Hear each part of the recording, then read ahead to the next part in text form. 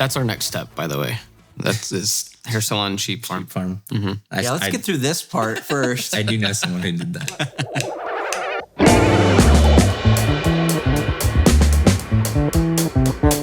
All right, so business structures are basically how your business is registered with the authorities and what level of liability you have for your business.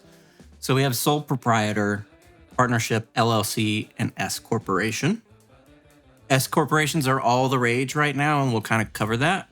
But starting off, we have sole proprietor and partnership.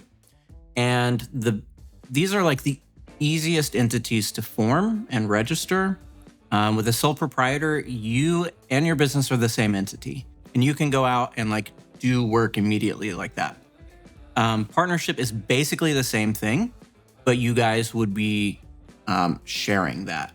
The issue with these is that because you essentially have you are registered as the same entity, if something happens in your business, you get sued for some reason, situations change and you have to go out of business, you are personally liable for any debt that you have for the business.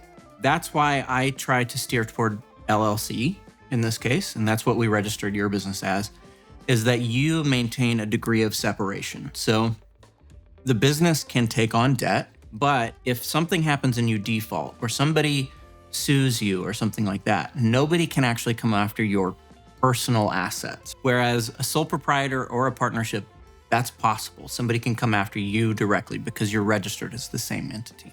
That's why I have these crossed off. It's not that you can't do them or you absolutely should not do them. Because of that liability, it's a lot riskier.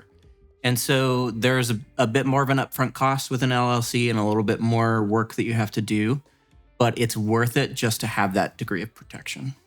Does that make sense? Yeah. So that leaves us with LLC and S corporation. The thing about an S corporation is that it's actually not an entity structure. It is a tax election. So people think I'm going to register as an S corp because they've heard other people talk about that.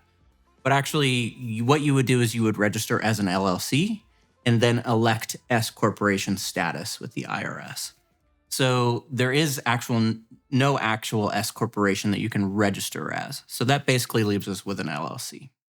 That's interesting. I didn't know that.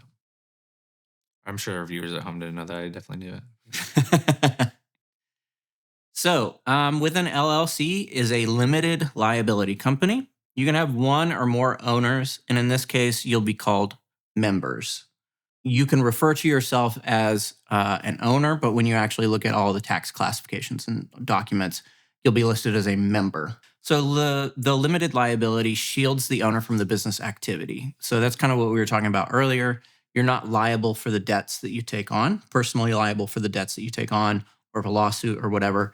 They can't actually come after you directly. And we'll talk about this a little bit later, but there is a possibility that they can do that if you haven't managed your business correctly. So that's called piercing the veil. We'll talk about it in a minute. In this structure, the profits or the net income are passed directly to the owners. So that net income gets distributed proportionally to your ownership. So in your case, you're 50-50.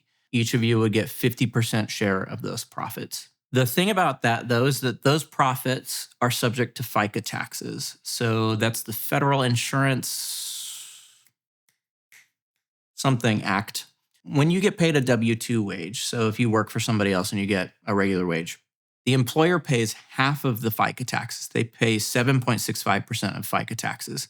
You pay the other 7.65% of FICA tax. What happens as an LLC is that you actually, because there's no employer-employee, you are responsible for the entire amount. And this is before your personal income taxes too. So let's say you make 20 grand in profit. You owe 15.3% tax on that. And you also owe your income tax after that.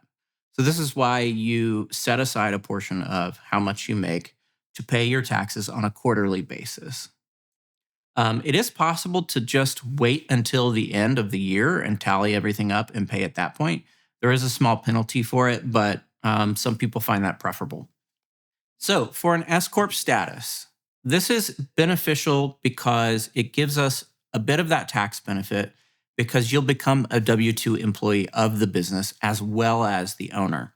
So you use the existing LLC structure, and it is a requirement that you have to be active in the participation of the business. You can't just own a business and not participate in it. So we call that a material participant. You participate materially in your business. So what you have to do is pay yourself a reasonable salary for your job role and responsibilities. So what is a reasonable salary? That's basically like, what would you have to pay somebody else in order to do the job that you're talking about doing? If you said, here's all of my responsibilities, you list all of those out, and it would cost 50 grand to pay somebody to do that, then you better pay yourself 50 grand. You can't underpay that because basically what happens is you expense your W-2 wages and that half of your FICA taxes. So all of that becomes an expense for the business, which limits the net income. And then that net income is passed on to you, but you're not responsible for FICA taxes on the rest of it. So as before, you had the profits were passed to the owners and you owe 15.3% on that. In an S Corp status, you basically don't have to pay FICA taxes on your profit, which usually winds up saving people money. But it's important that you know that your business is stable enough to pay yourself a regular wage. If paying yourself a regular wage would create instability to the point where you might go broke, it's not in your best interest to elect as an S Corp because we want to make sure you can always pay yourself that stable wage, and then what comes after that goes to you, and you don't have to pay FICA taxes on. I guess the question is like, as the other option of like not being an S Corp, like you're not paying yourself not as a W-2, but then it just be like owner draws? Yep. Or do you get the FICA taxes on the owner draws, that 15%? So you owe the FICA taxes on net income, regardless of whether you take it or not. So at the end of the year, if you make 20 grand, you'll owe 15.3% on that. But even if you leave that in the business, you still have to pay the taxes on it. Yeah. So let's say you want to keep that money in the business to keep reinvesting in it and, grow new opportunities. You should at least take out enough to cover your taxes on that, even if you don't take the actual profits of the business. Mm-hmm. And the thing is, as that account grows, you'll have an account where that money is located. As that grows, you don't pay taxes at the point that you take the money. So let's say you let it go for 5 years and you didn't take any money, and then you take 100 grand out or something like that. You don't owe taxes on that because you've already paid taxes each year on the profit that grew that account. Mm-hmm. So you're only paying taxes on what was made that year. Correct. Got it. Yeah. Is this why people would go invest money to save on taxes? They're like, go buy like whatever. So, Or like I've seen people like go buy like a sheep farm and they were like, yeah, this is just my way of investing my money somewhere else. I think we would have to separate the concepts a little bit because if you're talking about purchasing a business, Mm-hmm. in this case, that's a different thing. In terms of like, if you go out and purchase something like in your business and you expense it, then you would reduce your net income, which reduces your tax burden, if that makes sense. Yeah.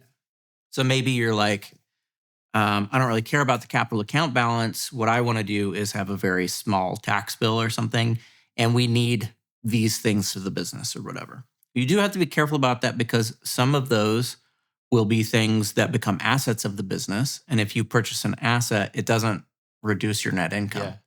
Yeah. In terms of like going out and buying a sheep farm, that's a little bit more slightly outside of the scope of this conversation. And I wouldn't even really know how to like advise on that. So I would talk to a CPA about that. That's our next step, by the way.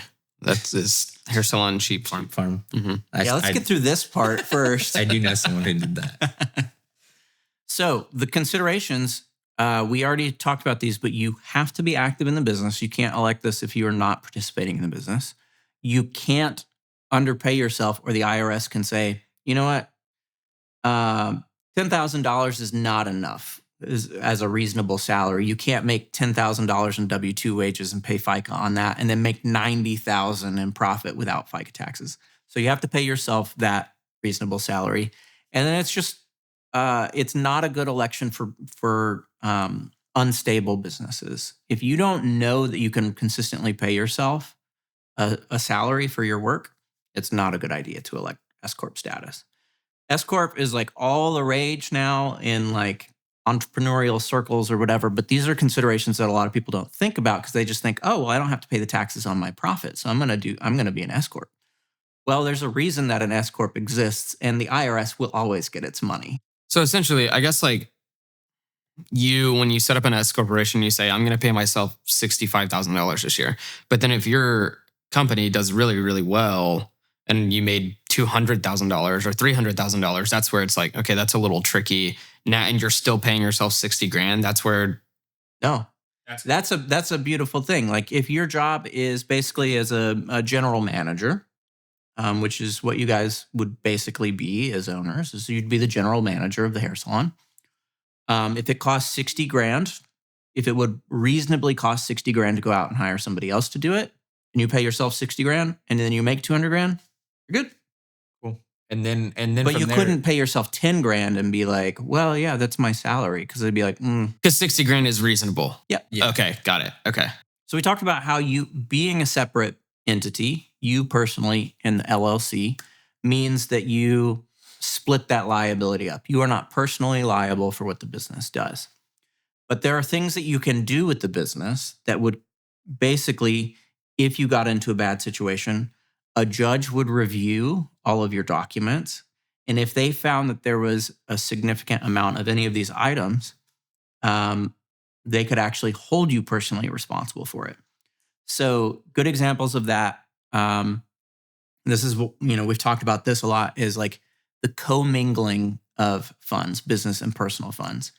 It is not okay for the business to pay for your personal expenses. That is the main one. And that's because this veil exists. It's called the corporate veil that exists between the two entities. And so they can come after you personally if you do these things. So if you don't maintain proper business records, you don't put enough money into the business, and you take on a lot of debt. And then we talked about using business accounts for personal expenses, if you're not filing reports, et cetera. Basically, if a judge can determine you are not managing a business like a business, well, they could come after you personally because it would be obvious what you did. But if it's completely separate and you can prove, hey, I ran this business to the best of my abilities and I followed all the rules and shit went sideways, so I had to go out of business, then they can't hold you personally liable for it. So we've already registered your business, but this is just for the sake of anybody else who's watching this. Choose the entity structure. So we did that. We chose an LLC. We selected the business name. We searched the state's database, which in the state of Texas costs $1 every time you do it. And let's say somebody already had Third Place Hair Salon LLC. Well, if you're in the same industry, you can't use that name. But let's say you just wanted to register as Third Place LLC and not Third Place Hair Salon. What you could do is you could file a DBA, and that basically means you are this registered entity doing business as this other thing. And that allows you to use a public-facing name. And you have to check to make sure there's not going to be any confusion there. So the next step is to register with the Secretary of State, which is usually on a website, and then register for an EIN, which you guys did. Mm-hmm. Okay. Make sure you've got licenses and permits figured out, and then set up your business bank account, which we are most of the way on. We just need to get the partnership agreement signed. And then just always remember, keep your business and personal funds separate. And this, as we went through it, it was a confusing website to try and get registered and everything. And you don't want to get this wrong because it's going to be a pain in the ass.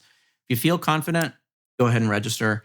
If you don't feel confident, it is okay to hire a service. You can do an easy Google search and you will find any number of services that are like, we will register your entity for you. You give us the information.